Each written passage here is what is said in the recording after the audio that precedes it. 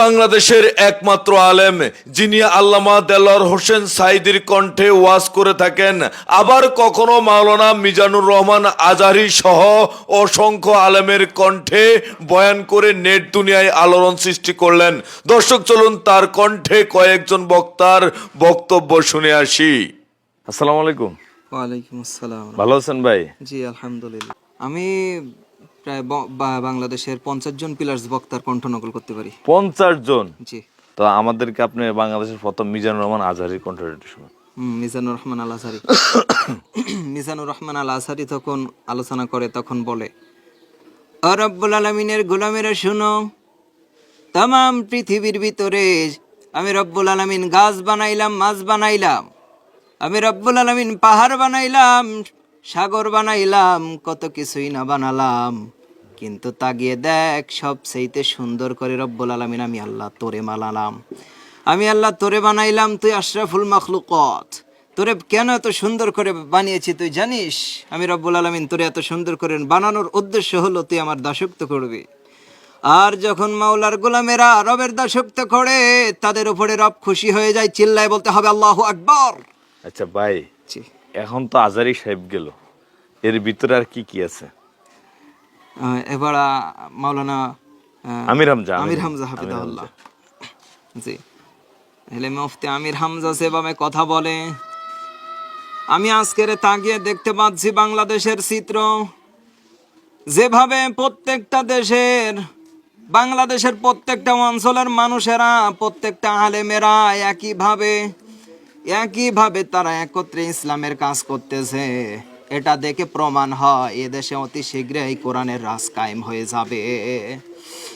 আজকে কে আলিয়া, কে কওমি, কে আটরশি, এ সমস্ত কোনো কিছুর ভেদাভেদ নাই, সকলে একই সাথে কোরআনের পক্ষে, কোরআনের ময়দানে কাজ করতেছে। সুবহানাল্লাহ বলতে পারেন নাই?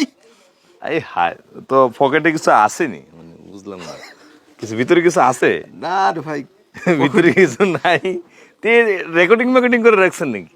না, আল্লাহ রহমতের কি। তাহলে আমাদের এই যে বাংলাদেশের সে প্রখ্যাত আলেম আল্লামা দেলোয়ার হোসেন সাঈদী হুজুরের কণ্ঠে কি কথা বলতে পারেন? সাঈদী সাহেবের কণ্ঠে বয়ান সেভাবে হয় না, একটু তেলাওয়াত পারি আর কি। তেলাওয়াত? জি, একটু শুনুন। আউযু বিল্লাহি মিনাশ শাইতানির রাজীম। বিসমিল্লাহির রহমানির রহিম। বিতাড়িত মরদুদ শয়তান থেকে আল্লাহ রব্বুল আলামিনের কাছে পানাহা চাইতেছি। তো ভাই তাহিরির কণ্ঠ পারেন? তাহিরির? জি, তাহিরিরটাও পারেন? জি, একটু শুনুন। এখন তাহিরি সাহেব যখন আলোচনা করে, বাজানো ওহো বন্ধুরে,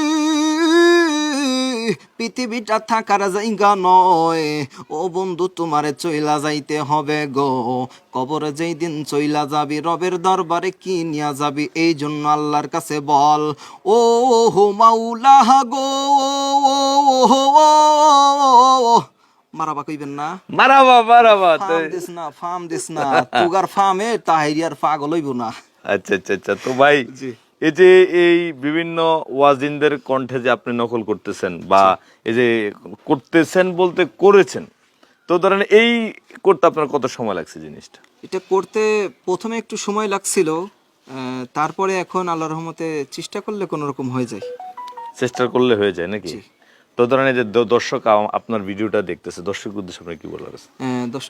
দর্শকদের উদ্দেশ্যে আমি বলবো যে আসলে আপনারা এটা দেখে শুধুমাত্র মজা নেবেন না, এর ভিতরে ছোট্ট কিছু মেসেজ থাকলে আপনারা সেটা নিজের জীবনে আমল করার চেষ্টা করবেন ইনশাল্লাহ। আর ভিডিওটা অলরেডি শেয়ার করে দিবেন। তো প্রিয় দর্শক, এই হুজুর বিভিন্ন দেশ দুনিয়া ঘুরে ঘুরে ইসলামের দাওয়াত দেন। তো আপনাকে যদি কেউ দাওয়াতের জন্য ইনভাইট করে, তো আপনার সাথে যোগাযোগ করবে কিভাবে? আমার সাথে যোগাযোগ করবে আমার ফোন নম্বরে। আপনি আমার নাম্বারটা ইনবক্সে দিয়ে দেবেন অথবা স্ক্রিনে দিয়ে দেবেন নাম্বারটা। ওই নাম্বারে যোগাযোগ করলে আপনার সাথে কথা বলতে পারে নাকি? জি।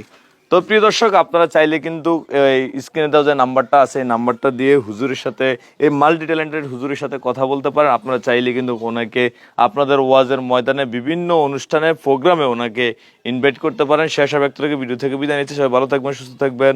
আল্লাহ হাফিজ।